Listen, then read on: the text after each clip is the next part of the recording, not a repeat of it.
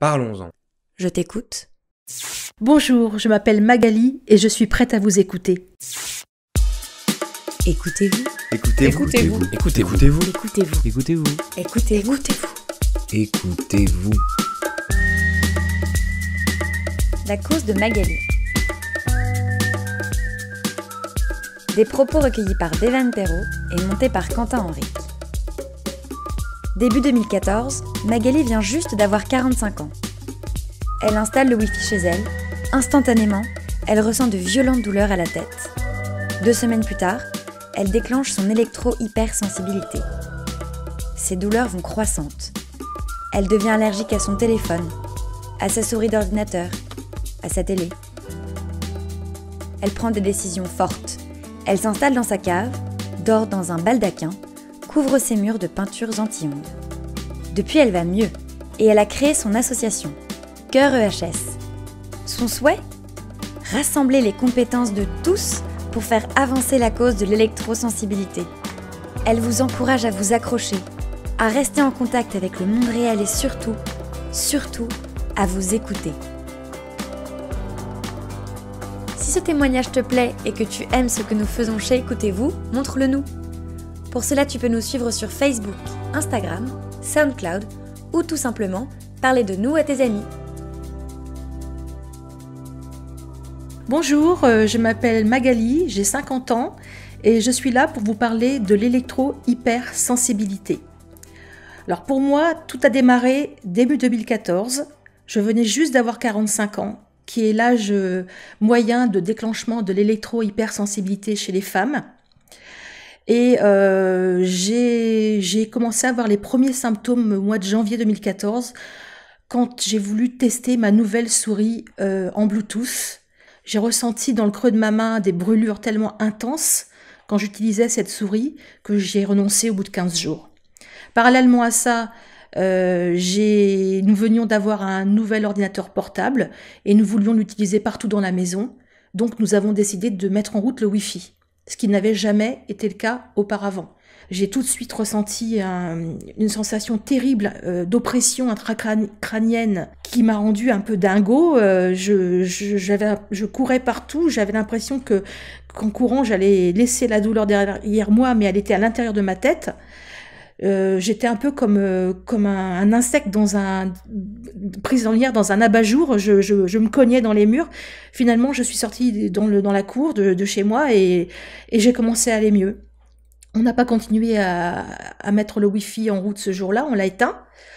Et le samedi suivant, on a recommencé l'expérience et le résultat était le même, je supportais pas. Le 3e samedi, il s'est passé la même chose que les samedis précédents, sauf que à la suite de ça, le lendemain et le surlendemain, j'ai commencé à avoir des symptômes progressifs d'intolérance aux ondes électromagnétiques qui ne s'arrêtaient plus, qui ne faisaient que s'accroître. Mon réflexe, ça a été d'aller taper dans le moteur de recherche Wi-Fi, migraine, et j'ai pu voir des témoignages de gens qui s'autodéclaraient électrosensibles et qui décrivaient leurs symptômes. Et là, il s'est passé quelque chose, c'est que j'ai eu cette intuition que j'avais ça, que c'était ce que j'avais, que l'électrosensibilité, dont j'avais jamais entendu parler avant, c'est ce que j'avais. Je suis devenue allergique à tout. C'est-à-dire que le 2e jour, je ne pouvais plus utiliser le téléphone fixe sans fil de la maison. La 2e chance que j'ai eue, c'est que j'ai eu ce réflexe d'aller chez une amie, c'était une de mes dernières sorties d'ailleurs, et de lui demander un téléphone filaire. Et c'est ce qui m'a permis en fait de ne pas être coupée des autres. J'ai pu continuer à communiquer grâce à ce téléphone. Mais dans les 2 jours qu'on suivit, je ne pouvais plus aller sur l'ordinateur. L'ordinateur lui-même était devenu une souffrance. Je brûlais à son contact. Et en fait, je sais maintenant que c'était ce qui me rendait malade. C'était l'émetteur, le nano-émetteur Bluetooth. L'ordinateur en question, je l'ai toujours. Et il me convient très bien parce que j'ai enlevé le nano-émetteur et que finalement, c'était ça le problème. Mais à l'époque, je ne comprenais pas. Et j'ai été coupée de l'ordinateur pendant plus de 2 mois. Tellement j'avais été traumatisée par ce contact de brûlure Comme je vous l'ai dit, j'avais compris, grâce à mes derniers moments sur l'ordinateur, en quoi consistait l'électrosensibilité, et j'avais été choquée de voir à quel point les gens s'étaient coupés rapidement du monde. Et ça a été très rassurant pour moi de ne pas me couper du monde, et ça a été aussi le début de ma reconquête, parce que c'est grâce à ce téléphone filaire que j'ai pu reconquérir ma liberté, ma santé. Parce qu'ensuite, j'ai pu prendre un rendez-vous avec le professeur Belpomme. Il m'a vu arriver couverte de couverture de survie. Il m'a dit qu'il n'avait jamais vu quelqu'un avoir un déclenchement aussi foudroyant. C'était le cas le plus foudroyant qu'il ait jamais vu de sa carrière. Comme l'intolérance s'accentuait à la vitesse de la lumière, je me suis retrouvée fin février dans le noir. J'ai cessé de dormir à l'étage, j'ai dormi au rez-de-chaussée, j'avais plus de télé, j'avais plus de courant, j'avais plus de lumière. Et si j'avais pas eu ce téléphone, j'aurais certainement craqué, mais j'avais pas craqué parce que j'étais persuadée qu'il y avait une solution pour s'en sortir. Et c'est bien pour ça que j'ai envie de vous parler aujourd'hui, c'est pour vous expliquer qu'il y a des solutions pour s'en sortir et comment j'ai fait.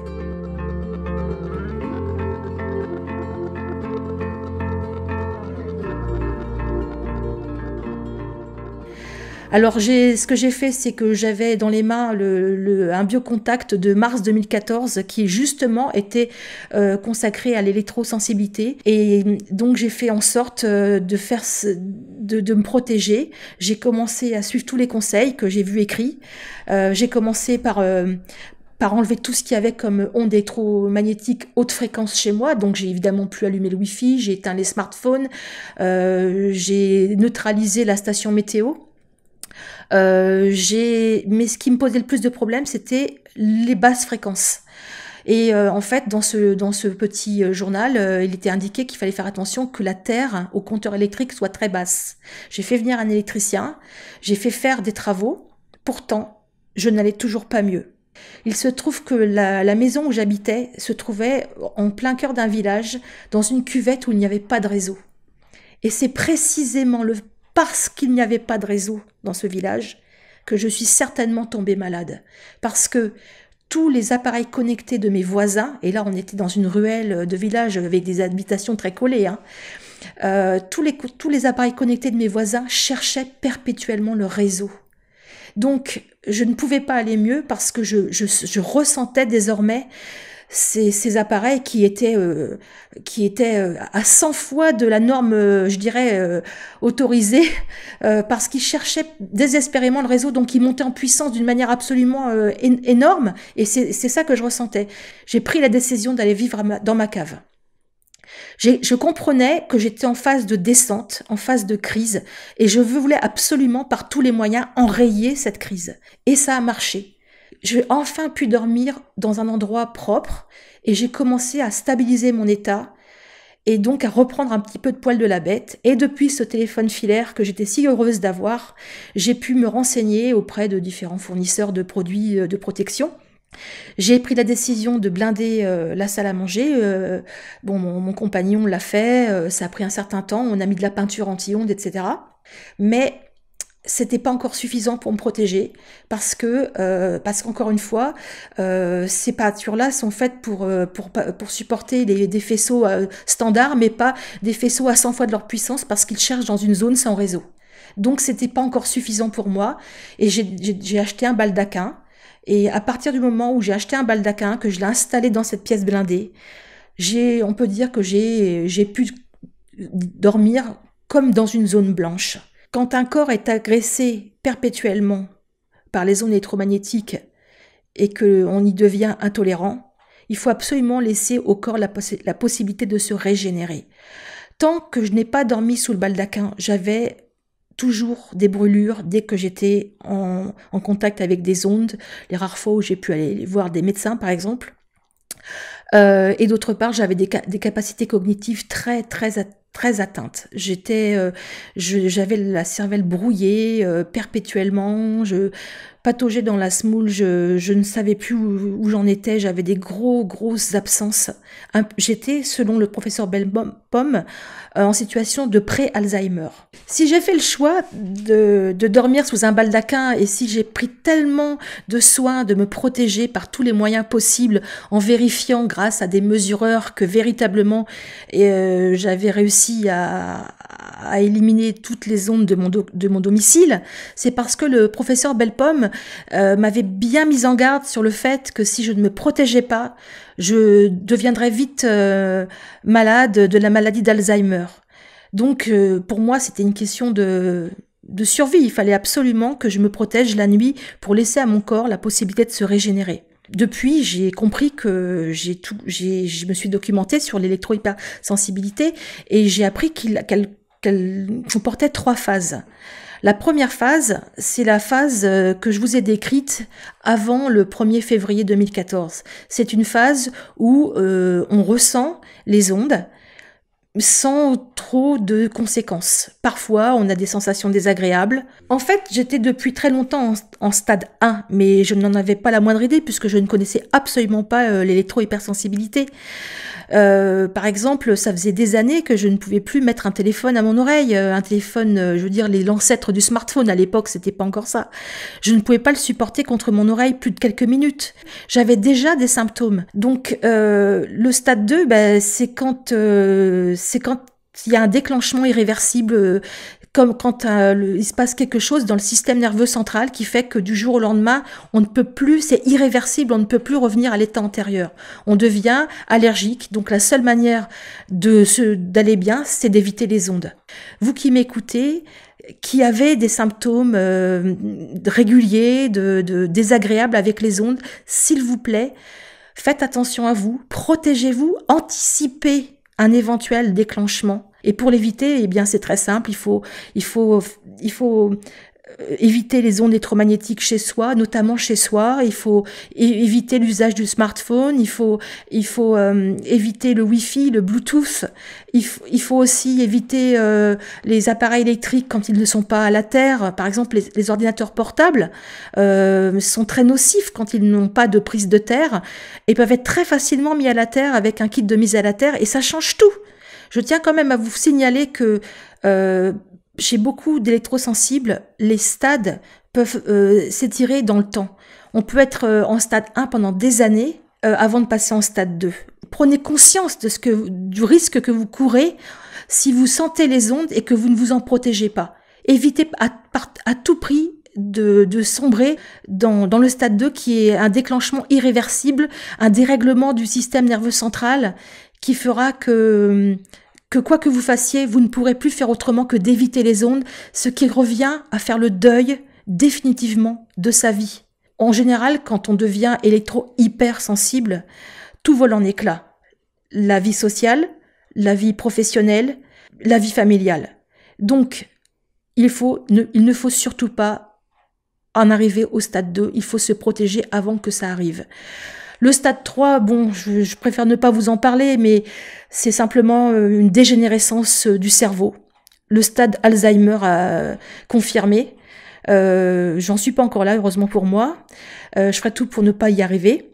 Le stade 3, normalement, actuellement, on devrait pouvoir l'éviter parce que maintenant, il y a suffisamment d'informations autour de vous sur l'électro-hypersensibilité. Je ne vous conseille pas de rester dans votre appartement si vous habitez en immeuble, parce que vous serez beaucoup trop impacté par la pollution qui est émise par les voisins. Par contre, si vous en avez la possibilité, vous pouvez essayer de trouver une maison assez loin des antennes relais, mais n'ayez pas si peur des antennes relais, parce que finalement, au bout du compte, une antenne relais ne polluera jamais autant que le Wi-Fi ou le smartphone qu'il y a chez vous. Il faut évidemment pas être en face d'une antenne relais, mais à 2-3 km, c'est encore possible. Il faut une maison de plein pied. Il faut une maison où il n'y a pas de voisins mitoyens pour ne pas être impacté par leur pollution électromagnétique. Et il faut une maison où le compteur Linky n'est pas dans la maison. S'il y a un compteur Linky, Ne vous effrayez pas, il y a des moyens de contourner ce problème-là, parce que avec des filtres, vous pourrez arriver à réduire la pollution de ce compteur. D'autre part, quand on est hypersensible, on ne supporte plus l'électricité. Donc, on disjoncte la maison, ou une partie de la maison. Et dans toutes les parties disjonctées, vous ne serez pas ennuyé par le CPL du compteur Linky. Moi, maintenant, j'ai déménagé, parce que l'endroit où j'habitais dans le cœur du village était beaucoup trop pollué et je voulais pouvoir sortir, me balader. Donc j'ai trouvé ce genre de maison. Parce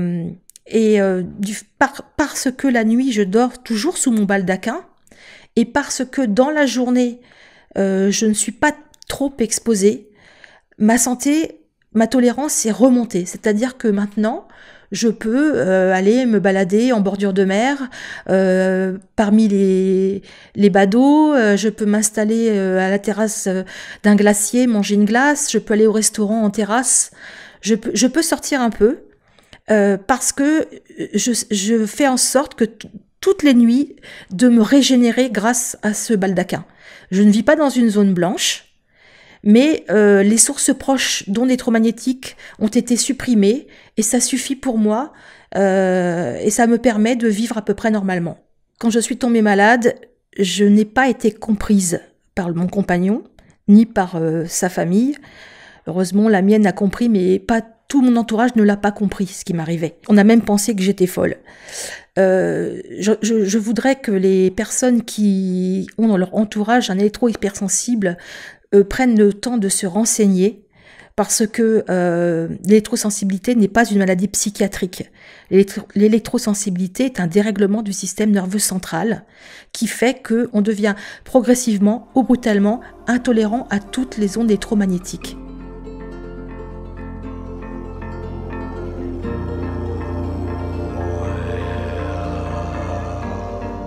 Aujourd'hui, comme je vais beaucoup mieux, j'ai créé une association. C'est l'association Cœur de HS. Et comme je suis moi-même électro-hypersensible et allergique à tout, j'ai fait en sorte de créer des outils qui permettront justement à vos proches de comprendre ce qu'il vous arrive. Le plus important, c'est qu'ils ne vous prennent plus pour une folle. Il y a aussi un message important que je voudrais faire passer aux médecins qui nous écoutent. Il est très important de soutenir vos patients qui viennent vers vous en vous disant qu'ils sont électro-hypersensibles. Vous êtes les seuls à pouvoir réellement les aider à s'en sortir. Je m'explique. J'ai beaucoup de cas dans le cadre de l'association de gens qui viennent vers moi en me disant qu'ils sont électrosensibles, qu'ils voudraient être aidés, qu'ils sont ruinés, qu'ils n'ont plus aucune ressource, qu'ils voudraient faire une demande auprès de la MDPH, mais qu'ils ne peuvent pas le faire parce que leur médecin traitant refuse de leur faire un certificat médical allant dans ce sens. Moi, j'ai eu la chance d'avoir une médecin traitant qui ne connaissait pas plus que moi ce qu'était l'électro-hypersensibilité avant que ça m'arrive, mais avec laquelle j'avais une bonne relation de confiance et d'estime réciproque, et qui m'a cru, qui m'a soutenu, qui a grandi avec moi, qui a appris avec moi. Et grâce à cette personne, j'ai pu obtenir de l'aide, de la sécurité sociale, notamment une invalidité, une reconnaissance de la MDPH, parce que voilà, les médecins ont suivi, ont compris, ont soutenu, ont expliqué. L'association Cœur de HS est une association d'êtres humains sensibles, EHS, et solidaires pour une entraide collaborative. En fait, l'association Cœur de HS, elle a 3 axes. Le premier, c'est d'informer sur les risques sanitaires liés aux ondes électromagnétiques et donc d'informer tout un chacun. Deuxième axe, de faire reconnaître l'électro-hypersensibilité, et c'est pour ça que j'ai créé la journée de l'électrosensibilité. Et le troisième axe est d'aider les électrosensibles en difficulté. Cette aide donc se traduit par une entraide. Seule la solidarité pourra nous aider à supporter ces épreuves. Donc je vous encourage à vous rapprocher de notre association si vous le souhaitez, ce qui vous permettra de vous recenser et grâce à la carte des adhérents et à faire connaissance par ce biais de personnes proches de chez vous dont vous ignorez encore l'existence, qui pourront échanger avec vous, avec lesquels vous pourrez vous entraider mutuellement. Je vous encourage à vous entraider les uns les autres, car c'est la seule manière de nous en sortir. Écoutez-vous est une belle initiative portée par une belle personne. Je vous encourage à écouter les podcasts réalisés par Devan Perrault et à parler de son travail fabuleux autour de vous. Si toi aussi tu vis l'épreuve de l'hyper-électrosensibilité, tu peux demander à rencontrer Magali. Pour cela, rien de plus simple. Il suffit de nous contacter sur notre site écoutez-vous.fr et Magali sera ton oreille.